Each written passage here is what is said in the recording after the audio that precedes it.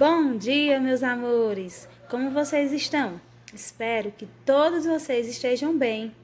Tia Sheila está com muita saudade de cada um de vocês. Então, hoje, vamos iniciar mais uma aula de ciências. Sim, então eu peço a vocês que a estejam acompanhando pelo livro didático e que utilizem também o caderno para realizar algumas anotações que serão importantes na hora da realização das atividades. Beijão no coração de cada um de vocês. Na aula de hoje, vamos estar realizando uma abordagem sobre o tema estruturas vegetais, raiz, caule e folhas, dando continuação ao conteúdo do reino Plantae, onde nessa aula nós vamos analisar a importância dessas estruturas para as plantas. No capítulo anterior, nós iniciamos uma abordagem sobre a biodiversidade vegetal e começamos a classificá-las em grupos conforme algumas estruturas. Essas estruturas, elas estão relacionadas à evolução do reino Plantae, onde, por exemplo, nós podemos ver que as briófitas, elas possuem pequeno porte. Por quê? Porque são avasculares, ou seja, elas não possuem vasos condutores. E que com a evolução dessa estrutura, ou seja, graças aos canais condutores de seivas, alguns vegetais eles puderam atingir uma maior estrutura, como nós podemos ver no caso das pteridófitas, das gimnospermas e das angiospermas, elas já compõem um tamanho maior. E também existem estruturas responsáveis pelo processo de polinização. Esse processo, ele foi fundamental para que as plantas, elas pudessem se reproduzir sem a dependência da água. Como nós sabemos, né, que nas briófitas, elas necessitavam muito da água para poder acontecer a reprodução. E tudo isso são adaptações que aconteceram ao longo do tempo e no decorrer de todo esse reino. Sabemos também que existe uma variedade de vegetais e de estruturas. E essas estruturas que compõem os vegetais, elas são capazes de realizar as diversas funções que são essenciais para a vida e para o funcionamento das plantas. Como, por exemplo, as raízes, elas são responsáveis pela absorção de nutrientes do solo. Ou seja, ela tipo suga o que a planta vai precisar. O caule, ele vai dar sustentação. As flores, elas são estruturas necessárias para a reprodução. Os frutos, eles vão fazer o quê? Vão oferecer uma proteção. Proteção para quem? Para as sementes. As folhas vão fornecer o alimento por meio do processo de fotossíntese, que sempre a gente vem explicando o que é o processo de fotossíntese, e as sementes, elas armazenam água e outros nutrientes para que a planta, ela consiga, para que essa sementinha, ela consiga germinar e gerar uma nova planta. Observamos também que essas estruturas, elas vêm sofrendo evolução, e isso é o que permite adaptação ao meio onde elas são inseridas. Desse modo, considera-se o meio ambiente fator importantíssimo na seleção dos vegetais, que melhor se adaptam a um determinado lugar. Quando a gente fala em adaptação, nós vamos dar o exemplo das plantas carnívoras, onde elas são capazes de prender o inseto, onde ele vai ser atraído pelo néctar, aí ele pousa na folha, e o que a folha faz? Fecha-se rapidamente. E essas são adaptações que vão facilitar a nutrição desse tipo de vegetal. Agora que já conhecemos a classificação dos vegetais, vamos estudar as suas estruturas, conhecer então a importância do que cada uma delas exerce na adaptação desses organismos e aos mais diversos habitats que conhecemos. Então, iniciaremos agora falando sobre a raiz. São estruturas responsáveis pela fixação do vegetal e pela absorção de água e sais minerais. Nutrientes que são importantes para o desenvolvimento da planta. Como nós sabemos, o solo ele não tem a função apenas de fixar as plantas. Por quê? Porque é do solo que as plantas ela obtêm diversos nutrientes, como os sais minerais, que são essenciais para a sua existência. Então, as raízes elas compõem algumas regiões, onde vamos iniciar falando sobre a coifa ou calíptra. Vai ser a regiãozinha da ponta da raiz, que vai se assemelhar a uma espécie de capuz. A sua principal função é a proteção das células do meristema. Então, como vocês podem analisar na gravura, vai ser aquela partezinha final da raiz, do finalzinho da raiz, onde tem o número 5.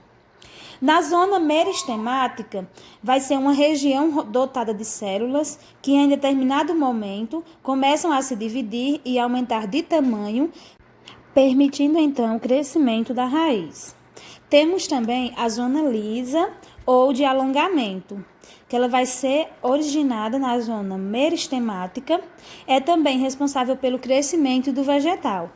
Na zona pilífera, vai ser uma zona dotada de pelos. Esses pelos são absorventes e responsáveis pela absorção de água e de sais minerais, esses que são encontrados no solo. E temos também a zona de ramificação, que vai ser a região onde surgem raízes laterais ou secundárias, aumentando a área de absorção de nutrientes. Como você já sabe, quanto maior a superfície de contato, maior a capacidade de absorção. Então, todas essas estruturas que compõem a raiz, elas vão contribuir para o processo de absorção de água e de nutrientes que compõem o solo. Ainda fazendo uma abordagem sobre as raízes, elas costumam ser divididas, quanto à sua forma estrutural, em 2 tipos. Nós temos a raiz axial e nós temos a raiz fasciculada. As raízes axiais, elas se caracterizam por apresentar uma raiz principal e através dessa raiz principal, essa raiz original, vão se dar ramificações laterais que vão ser chamadas de raízes secundárias, que vão ser típicas de plantas dicotiledôneas, como por exemplo o feijão, o ipê e o café.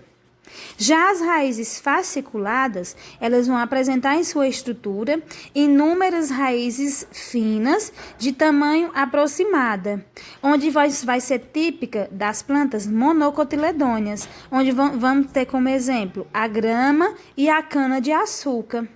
Elas também podem ser classificadas de acordo com o ambiente o qual estão inseridas, onde elas são subterrâneas, aquáticas ou aéreas. Como vocês já estudaram em séries anteriores, as raízes terrestres, que também podem ser chamadas de subterrâneas, são aquelas que são desenvolvidas no solo. As aéreas são raízes visíveis e recebem essa denominação por estarem fixadas sobre outras plantas, possuindo velame. As aquáticas, ao contrário das subterrâneas, apresentam apenas a função de absorver nutrientes dispersos na água. Algumas raízes, elas vão possuir especializações. Essas raízes vão ser chamadas de raízes modificadas, pois em algumas situações elas necessitam dessa adaptação para facilitar a sobrevivência da planta. Então vamos conhecer algumas dessas raízes. Como primeiro nós temos a raiz tabular. Ela vai ser uma raiz achatada, semelhante a uma tábua. Ela vai ser presente em árvores de grande porte, dando assim uma maior fixação ao vegetal. Um exemplo desse tipo de planta de raiz tabular, nós temos a figueira. Nós temos também as raízes respiratórias. Elas surgem a partir de uma raiz subterrânea e ela vai crescer em direção à superfície, permitindo melhor troca gasosa com o meio. Ela vai ocorrer nos solos pobres em oxigênio, cujo principal fator dessa ausência é a riqueza de micro-organismos que lá habitam. Temos, por exemplo, um exemplo dessa planta, uma planta do gênero Avicennia. Nós temos também as raízes escoras. Esse tipo de raiz, ele vai surgir a partir de ramos do caule e vai se fixar ao solo, dando maior estabilidade e fixação à planta. Algumas espécies de vegetais do mangue e vários tipos de árvores das florestas tropicais. Temos também as raízes tuberosas. Vão ser raízes que armazenam grande quantidade de nutrientes. Geralmente são utilizadas como alimentos tanto para animais como para nós, os seres humanos. Como exemplo, nós temos a batata doce, a mandioca. E nós temos as raízes sugadoras. São raízes condicionadas a sugar nutrientes de plantas hospedeiras, sendo mais comuns em vegetais parasitas, como o cipó chumbo e a erva de passarinho.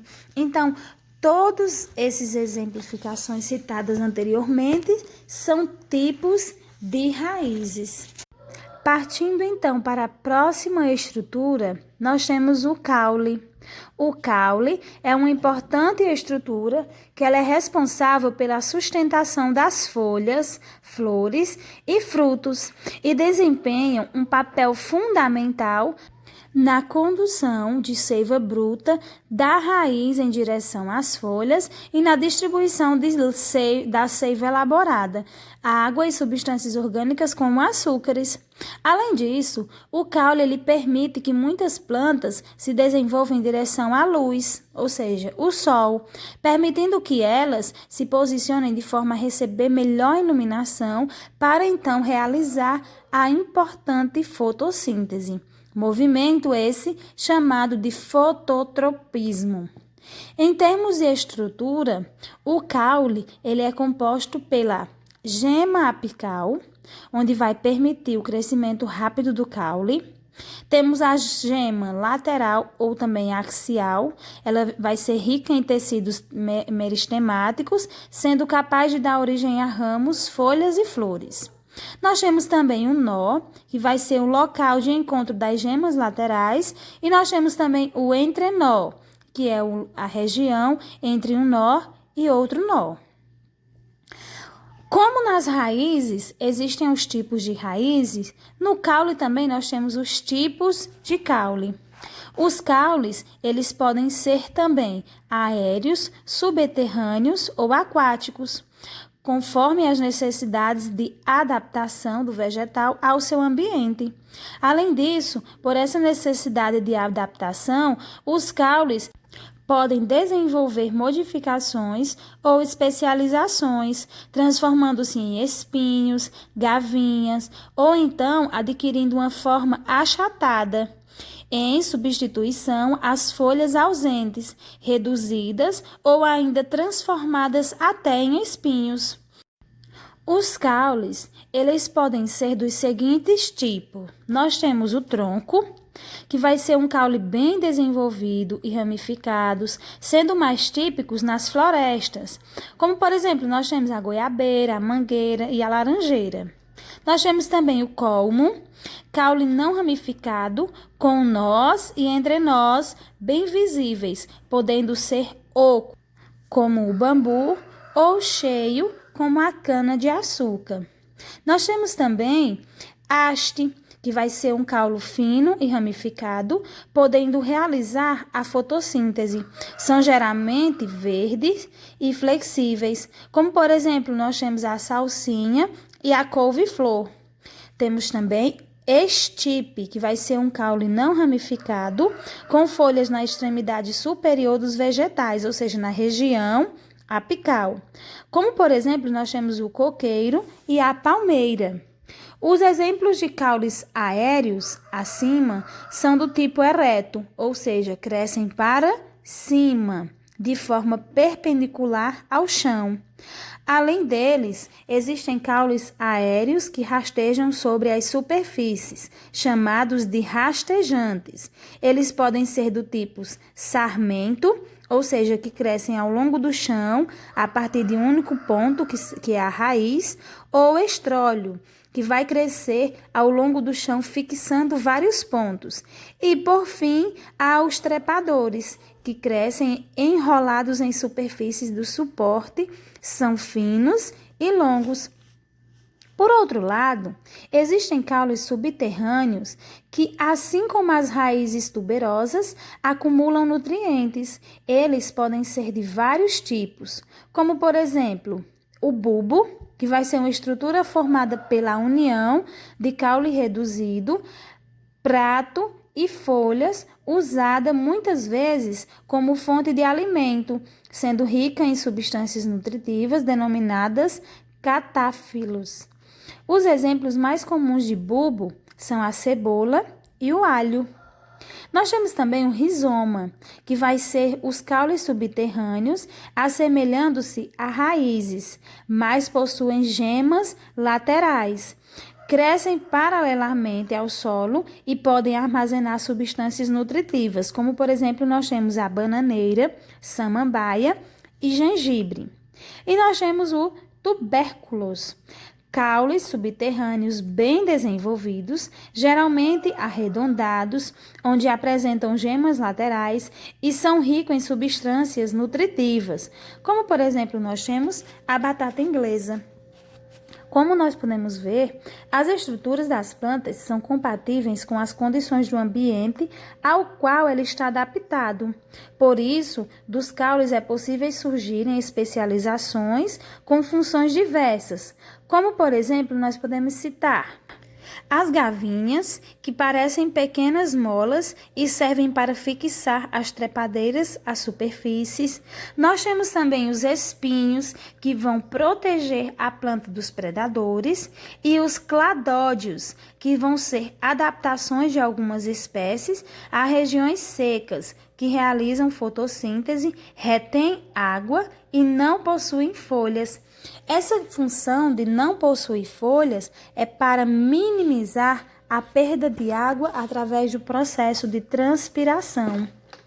Agora vamos falar sobre as folhas.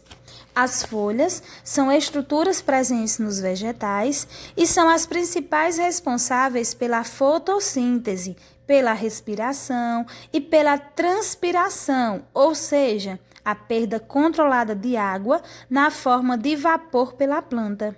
Essa transpiração vai consistir na liberação do excesso de água que ocorre na maioria das espécies graças a estruturas chamadas de estômatos, que são pequenas aberturas responsáveis pela passagem de água e pelas trocas gasosas da fotossíntese. Além disso, as folhas possuem superfície ampla para facilitar a absorção de luz solar. Nos tipos mais comuns de folhas, podem-se observar as seguintes regiões. Nós temos o limbo, que vai ser a parte laminar da folha, dotada de nervuras, ou seja, estruturas compostas de xilema e floema, vasos que distribuem a seiva. Nós temos também o pecíolo, que vai ser uma estrutura que vai prender o limbo ao caule, e nós temos a bainha, uma expansão da base da folha que fica junto ao caule. Nós temos também alguns tipos de folha, onde elas vão possuir modificações adaptativas ao meio ambiente. Nós temos os tipos. Nós temos as folhas peninérveas das dicotiledôneas, onde elas vão possuir nervuras ramificadas, parecendo uma pena de ave. Daí o nome peninérvea, onde temos como exemplo a mangueira, a goiabeira e o cajueiro. E nós temos as folhas paralinérveas das monocotiledôneas, onde elas vão possuir nervuras paralelas, como por exemplo o milho, a grama, entre outros exemplos. Temos também as folhas modificadas, onde podemos citar folhas atrofiadas, finas e pontiagudas, adaptadas a climas secos presentes nas plantas cactáceas, a palma e o mandacaru, por exemplo, comuns no Nordeste do Ceará. São importantes estruturas que evitam a perda de água por transpiração, já que reduz a superfície de exposição das folhas. No caso, nós temos os espinhos, que vão ser folhas encontradas na base de alguns tipos de flores, podendo ser coloridas, atuando como estrutura atrativa de insetos e pássaros. Nós temos também os catáfilos. São folhas especiais que atuam como órgão de reserva de nutrientes. Tem-se como exemplo a cebola e o alho.